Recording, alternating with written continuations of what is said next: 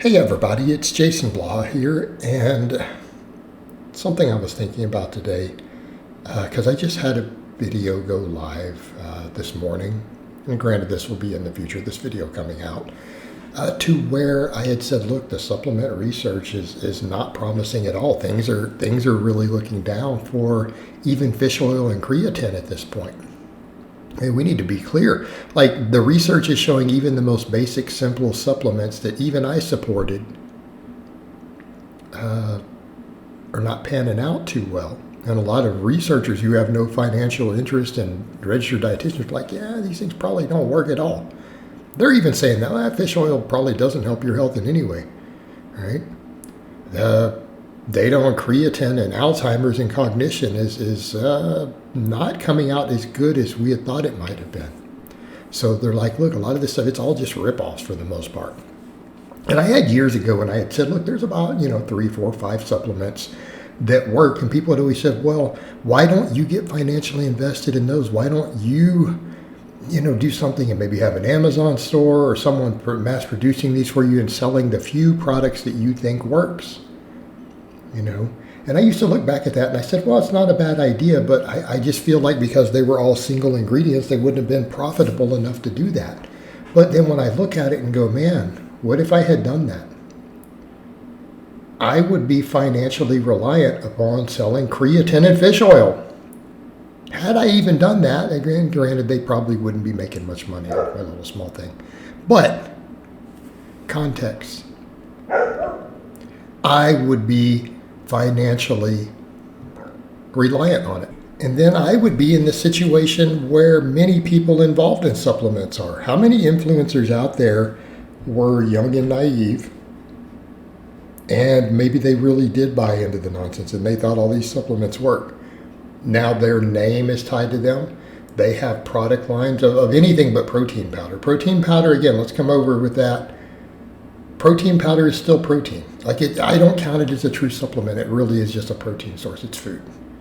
So that is kind of an exception, right? Until we come over and prove that low protein diets are better for body composition, then I think that one's still always going to be fair.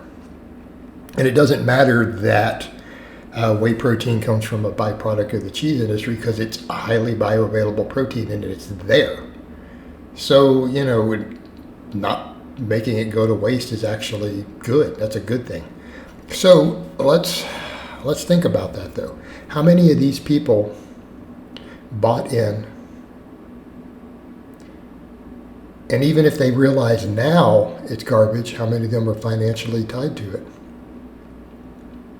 It's like Callie Muscle with the cracky cookies. He's over here screaming about the evils of sugar and how it's killing everyone and it's a poison. Yet he's got a business running it. And he justifies this, well, I already had the business going, So he's still going to make the money on it. Well, that's hypocritical.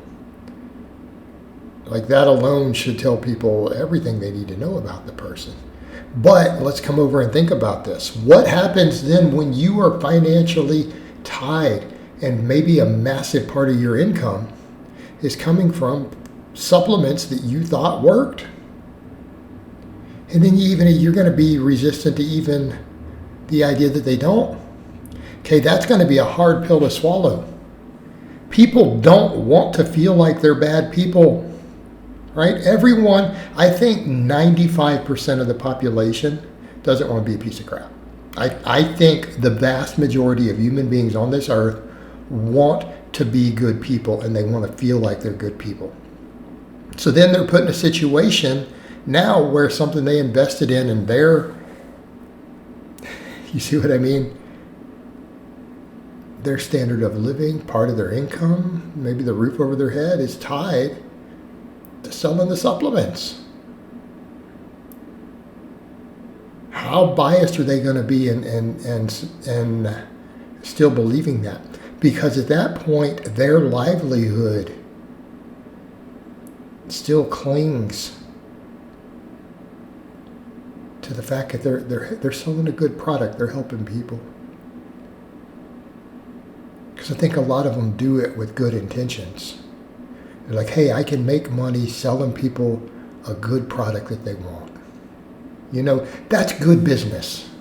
And I think all of us agree with that. If you are selling, if you're an entrepreneur or financially involved or your business and selling something and you make a good living selling a product that helps people, dude, that's ethical. That's good business, right? That's good business. We should all be trying to do that. That was their intention. And then if they're hearing data saying, no, that you're just selling a scam product, do you think they want to believe that? Especially for people who came in with good intentions. And I will be the first to admit, let's say that I had a financial title. Let's say I was selling the creatine and the fish oil and the D3 and all that, all right? Just the simple products that I said, yeah, these are always in mind, I endorse them. Okay, what happens then when the best experts are saying, no, these things have always been, the data's not really there, they're not really doing much of anything. And newer data is showing less in some cases, some potential harm with no benefits in some cases. Whoa. Would I personally be able to step back and say, let's say I'm making 10 grand a month selling these things. Whew.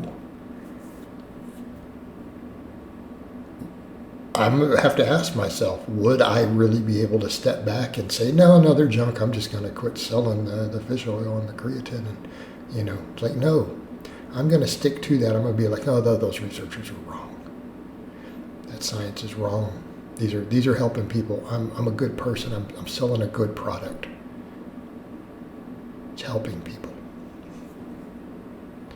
It would be hard. It'd be real hard to do that. So in a way, people say, man, I can't believe you're sympathizing with these snake oil salesmen, because a lot of them, some of them know they're snake oil salesmen, the big high-ups and supplement companies, come on. Because they know what the data is. They know that they cook data. But the people further down, the YouTubers, Facebook people, all these people, they're in a dilemma because they came in thinking they're selling something that helps people, something that they use personally. And they think they're making money doing something good. It's real hard. It's real hard to bite the bullet and say, man, I'm now involved with a scam that I came in with the best of intentions. But they're not going to want to do that. It's hard because people want to believe, especially when their finances are involved, they want to think that they're doing good. Okay, that's human. We want to be good people, all of us. The majority of us. There's a few exceptions, right? It's a tough situation, and I guess in a way I'm glad as more and more data comes out that I didn't get involved in selling any of these things, really. All right, guys, well, that's really all I have to say on that today. I hope it's been informative. I'll talk to you guys next time.